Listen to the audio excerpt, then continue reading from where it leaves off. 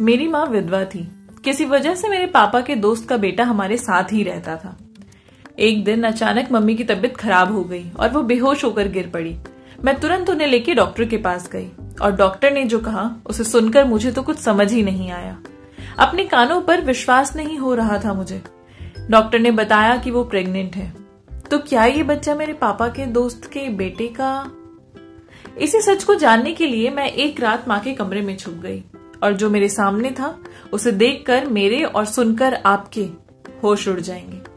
इंसान हर रिश्ते से धोखे की उम्मीद कर सकता है, लेकिन माँ से रिश्ता एक ऐसा रिश्ता है जिसे धोखे की उम्मीद की नहीं जा सकती। सच पता लगने के बाद मेरे लिए सब कुछ आसान नहीं था। माँ के प्रेग्नेंट होने की बात मेरे लिए कोई छोटी बात नहीं थी।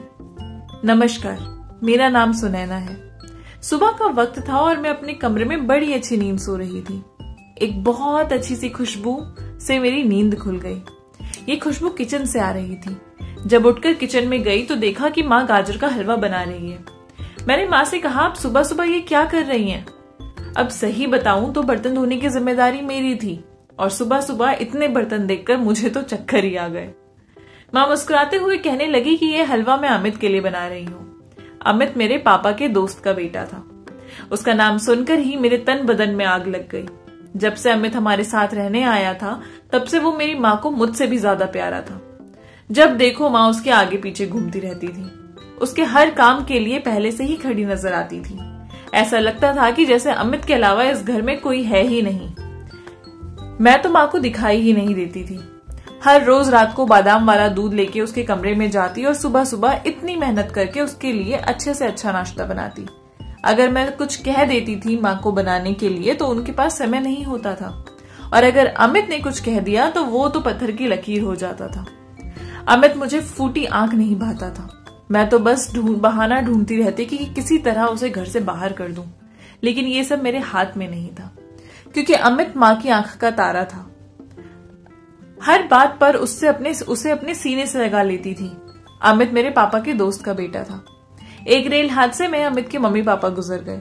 अमित की मम्मी अपने घर वालों से मिलने के लिए गुजरात जा रही थी, तो उन्होंने मेरी माँ को कहा कि वो अमित को अपने पास रख लें, क्योंकि उसकी माँ ये नहीं चाहती थी कि अमित की पढ़ाई खराब हो। इसलिए अमित की जिम्मेदारी उन्होंने मेरी माँ को दे दी। किसे पता था कि यह जिम्मेदारी मेरी माँ को जिंदगी भर उठानी पड़ेगी। जब से अमित के माँ बाप गुजरे थे तब से माँ ने अमित को सिर आंखों पर बैठा लिया था। माँ हमेशा सिर्फ अमित का नाम लेती रहती थी। घर में खाना तक अमित की पसंद का बनने लगा था। माँ को जैसे ना मुझसे और ना ही मेरी पसंद से कोई मतलब था। वो आधी रात को उठकर अमित को देखने जाती थी जैसे वो कोई छोटा बच्चा हो।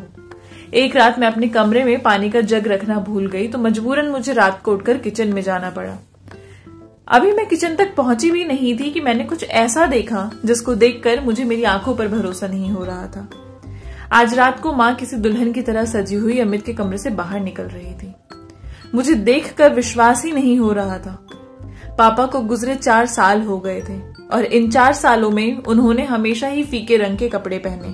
फिर अचानक आधी रात को माँ को क्या हुआ? वो बहुत तेजी से अमित के कमरे से निकलकर अपने कमरे में चली गई। मैं ये सब देखती ही रह गई थी। मेरे मन में अजीब अजीब से ख्याल आ रहे थे। अमित एक 21 साल का जवान लड़का था। यूं तैयार होकर आधी रात को उसके कमरे में आना जाना मुझे कुछ ठीक नहीं लग रहा था। आज मेरे मन में एक शक ने जन्म ले लिया था। पानी पीकर मैं अपने कमरे में आ गई, पर मुझे नींद कहाँ आने वाली थी। माँ का दुल्हन बना चेहरा मेरी आंखों के सामने घूम रहा था। यही सब सोचते सोचते जाने कब नींद आ गई। जब सुबह उठी तो माँ वापस से हल्के रंग के कपड़े में बादाम का हलवा बना रही थी। मुझे उनसे पूछने की जरूरत नहीं थी कि ये किसके लिए है। अमित के लिए ही होगा। मैंने जानबूझकर उनसे पूछा कि माँ रात को नींद कैसी आई? तो कहने लगी, पूरा दिन काम करके मैं थक जाती हूँ तो रात को लेटते ही नींद आ जाती है, सीधा सुबह ही आंख खुलती है। माँ ने कितनी सफाई से झूठ बोल दिया था। माँ अमित के खिलाफ एक शब्द नहीं सुनना चाहती थी।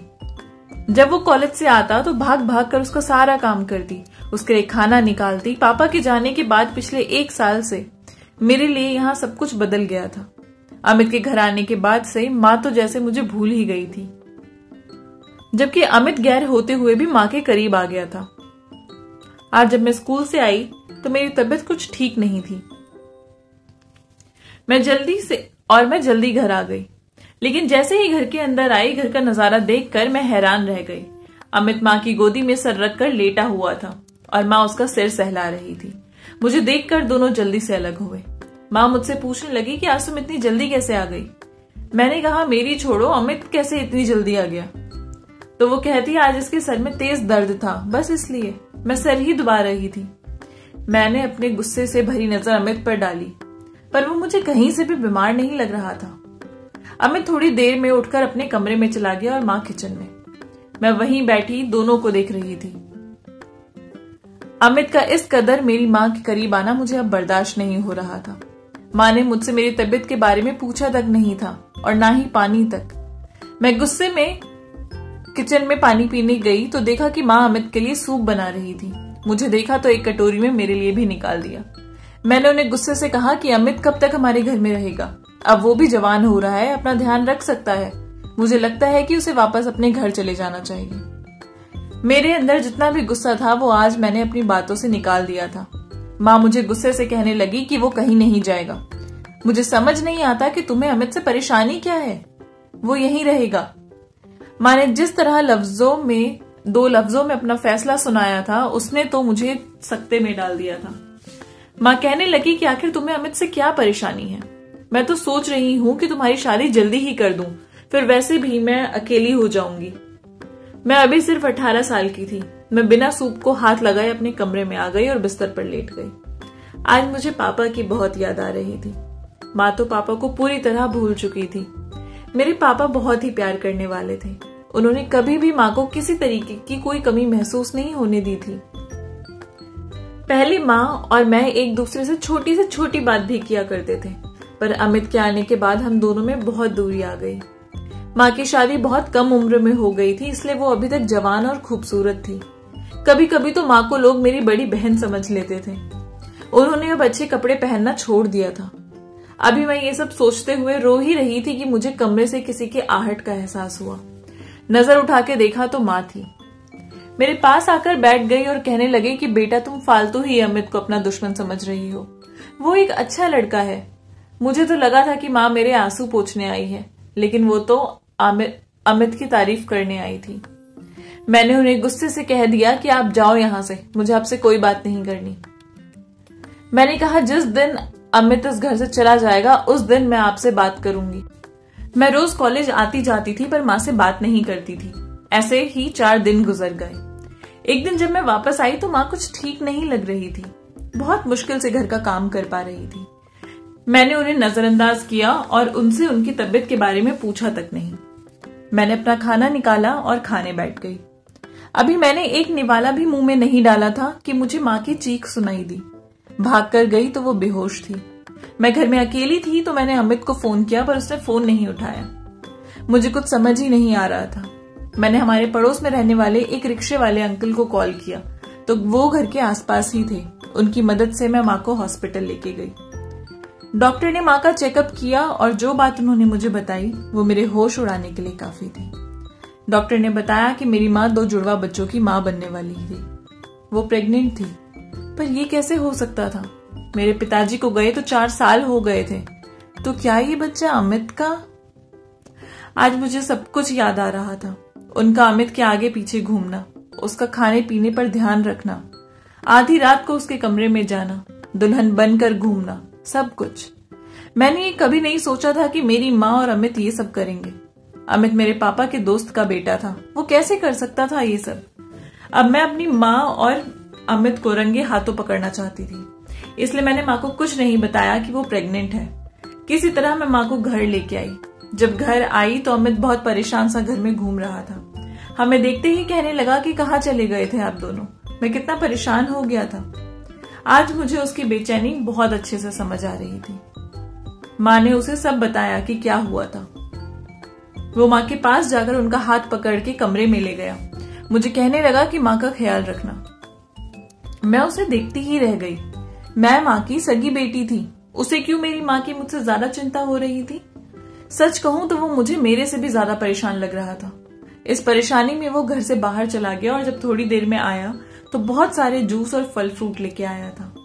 मुझे अब बस इंतजार था कि कैसे ना कैसे मैं माँ के कमरे में घुस जाऊं। रात का खाना खाकर जब माँ बर्तन धो रही थी तो मैं उनके कमरे में जाकर छुप गई। अभी मुझे छुपे आधा घंटा भी नहीं हुआ था कि माँ आ गई। अब जो मैंने देखा मुझे यकीन नहीं हो रहा था। माँ के प्रेग्नेंट होने के पीछे अमित का ही हाथ था। ये बच्चे उसी के थे। मुझे यकीन नहीं हो रहा था कि मेरी माँ ऐसी गंदी हरकत करेगी। अभी वो लेटी ही थी कि अमित उनके पीछे पीछे कमरे में आ गया और उनके करीब जाकर बैठ गया। बहुत प्यार से उनके चेहरे पर हाथ फेर रहा था और बोला, अनु तुम अपना ख्याल क्यों नहीं रखती? मेरी माँ का नाम उसके मुंह से सुनकर मुझे बहुत अजीब लगा और साथ ही साथ ये भी ध्यान आया कि मैंने उसे कभी अपनी माँ को आंटी या कुछ और बोलते नहीं सुना था। वो हमेशा उन्हें आप या तुम करके ही बात करता था। उसने फिर मेरी माँ के माथे को चूमा और उन्हें कहने लगा कि फ्रूट्स खा लो। मेरी माँ बहुत ही मुश्किल से उठकर बैठ ही पाई थी कि अमित उनके और करीब जाने लगा। मैं इसे ज्यादा नहीं देख सकती थी तो मैं पर्दे के पीछे से बाहर आई। वो दोनों मुझे देखकर हैरान रह गए थे। दोनों मुझे हैरानी भरी नजरों से देख रहे थे। मुझे गुस्सा इतना ज्यादा आ रहा था कि मैंने डॉक्टर की रिपोर्ट उनके मुंह पर दे मारी। अमित ने फटाफट वो रिपोर्ट खोली और उसे पढ़कर उसके चेहरे पर खुशी की लहर दौड़ गई। मुझे तो लगा था कि वो परेशान हो जाएगा, पर वो तो बहुत खुश था। वो बहुत खुशी से माँ की रिपोर्ट में लिखी बातें माँ को बता रहा था और माँ भी खुश हो गई। माँ ने मुझे अपने पास बिठाया और कहने लगी, आओ मैं तुम्हें सब समझाती हूँ। मन तो मेरा बिल्कुल नहीं था उनके पास बैठने का, लेकिन मुझे सच भी जानना था। उन्होंने मेरा हाथ पकड़ा और मुझे एक ऐसा सच बताया जिस पर मुझे यकीन ही नहीं हो रहा था। उन्होंने बताया कि जब अमित के माता पिता गुजर गए और वो हमारे घर आया तो वो खुद ब खुद उनकी तरफ आकर्षित होने लगा था। माँ की उम्र बहुत ज्यादा नहीं थी और वो अभी भी जवान ही थी। जैसा मैंने आपको बताया था कि उनकी शादी बहुत कम उम्र में हो गई थी। जब माँ को इस बात का एहसास हुआ तो उन्होंने अमित को बहुत समझाया कि दुनिया वाले इस रिश्ते को कभी नहीं मानेंगे। कुछ दिन तो वो शांत रहा, लेकिन दिन गुजरने के साथ ही उसका प्यार माँ के लिए बढ़ता चला गया। अमित का साथ उसका प्यार माँ के लिए किसी ठंडी फुहार जैसा था। माँ ने बताया कि वो माँ को इस रिश्ते के लिए राजी करता रहा। वो माँ के साथ शादी करना चाहता था, कोई गलत तरीके से रिश्ता नहीं बनाना चाहता था उनसे, पर साथ ही जायज रिश्ता बनाने के लिए दुनिया से सामना करना पड़ता। माँ कहने लगी कि हमेशा मैं ये फीकी जिंदगी नहीं जीना चाहती थी। उन दोनों ने दुनिया से छुपाकर शादी कर ली थी। माँ कहने लगी, मुझ में इतनी हिम्मत नहीं थी कि मैं तुम्हारा सामना कर पाती, बस इसीलिए मैंने तुमसे ये बात छुपाई। हमारी शादी को 6 महीने हो गए हैं। हम ये बात दुनिया से छुपाना चाहते थे, लेकिन अब जब भगवान ने हमें औलाद की दौलत दी है तो अब ये दुनिया से छुप नहीं सकती। दोनों के रिश्ते को अपनाना मेरे लिए बहुत मुश्किल था। अमित नजरें झुकाए बैठा था। मैं बिना कुछ बोले वहां से उठकर अपने कमरे में आ गई। मेरे पीछे पीछे अमित भी मेरे कमरे में आ गया और मेरे कदमों में बैठकर कहने लगा कि मैं तुम्हारी माँ को बहुत प्यार करता हूँ और उन्हें हमेशा खुश रखना चाहता हूँ। तुम हमारे रिश्ते को नहीं अपनाओगी, इसी वजह से तुमसे ये बात छुपाई थी, लेकिन अब इस बात को छुपाना मुमकिन नहीं है। मैं चाहता हूँ कि सबसे पहले तुम हमारे रिश्ते को अपना लो, उसके बाद ही हम किसी और को बताएंगे। तुम चाहो तो जितना समय लेना चाहती हो ले लो। उसकी आंखों में सच्चाई और प्यार साफ नजर आ रहा था। वो ये बोलकर चला गया। मैं जानती थी कि विधवा होने का मतलब अपनी जिंदगी खत्म कर देना नहीं है। मुझे अमित की बातों से लग रहा था कि वो माँ को हमेशा खुश रखेगा। माँ को भी दूसरी औरतों की तरह जीने का पूरा हक था। मेरे लिए ये सब अपनाना आसान नहीं था, पर मैं माँ को भी बहुत प्यार करती थी और चाहती थी कि वो हमेशा खुश रहे। अमित बाहर हॉल में चुप बैठा था। मैं उसके पास गई और मुस्कुराकर कहा कि मिठाई कब खिलाओगे? वो ये बात मेरे मुंह से सुनकर खुश हो गया और भागकर मिठाई लेने गया। मैं माँ के कमरे में चली गई। उन्हें मेरी जरूरत थी। मुझे उनका ख्याल रखना था। वो बहुत कमजोर लग रही थी। उनके कमरे में जाकर मैंने उन्हें गले से लगाया। जैसे ही उनको गले लगाया वो बहुत जोर जोर से रोने लगी। शायद उनके दिल पर कई महीनों से बहुत बोझ था, वो आज हल्का हो गया था। विधवा को भी अपनी जिंदगी जीने का पूरा हक है। वो रंग अपनी जिंदगी में वापस लाने का पूरा हक है, लेकिन हम लोग उनके दुख को ना समझते हुए ये चाहते हैं कि वो अब रंगों से दूर रहे, अपनी जिंदगी बस ऐसी ही फीकी फीकी गुजारे, ना हंसे ना बोले। उनका हंसना बोलना भी लोगों को लगता है कि विधवा है और कैसे जोर जोर से हंस रही है। हम सबको अपनी सोच बदलने की जरूरत है। आपको क्या लगता है, मैंने सही किया या गलत? नीचे कमेंट सेक्शन में जरूर बताइएगा। आई होप आपको ये स्टोरी पसंद आई होगी। अगर अच्छी लगी है तो चैनल को प्लीज सब्सक्राइब कर दीजिए, लाइक कर दीजिए और अपने प्यारे से कमेंट नीचे ड्रॉप कर दीजिए। मिलूंगी आपसे नई कहानी के साथ, तब तक के लिए बाय बाय।